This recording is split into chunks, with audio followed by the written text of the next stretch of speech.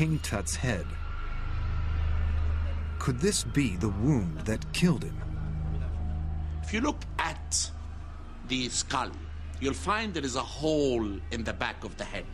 There is a lot of damage to the upper vertebrae, perhaps even the base of the skull, at the foramen magnum, the place that connects.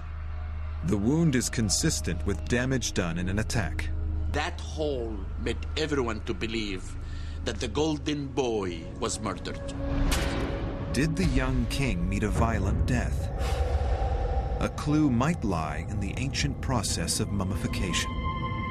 Mummification is as old as Egypt. No one's very sure how the ancient Egyptians decided to mummify the dead, but presumably because the desert naturally dries out people. When animals die and lie in the desert, the Egyptians would have seen those, and they would see that they were perfectly preserved.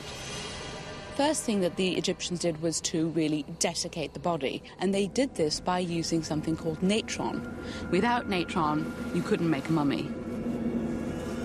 Natron works like the sachets of silica gel that are used to keep electronic equipment dry today.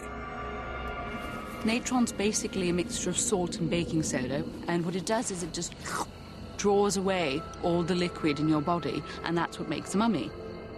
But certain organs have too much water in them to mummify in this way. You leave the organs in, they sort of rot and explode. So the next step was to remove the internal organs and the brain. They'd actually cut off the head, poke it, prod it out, and then leave it empty. So could the head wound in fact be a result of the mummification process, rather than an injury that killed him? At the University of Pennsylvania, Janet Monge has been studying the CT scans of King Tut's mummy.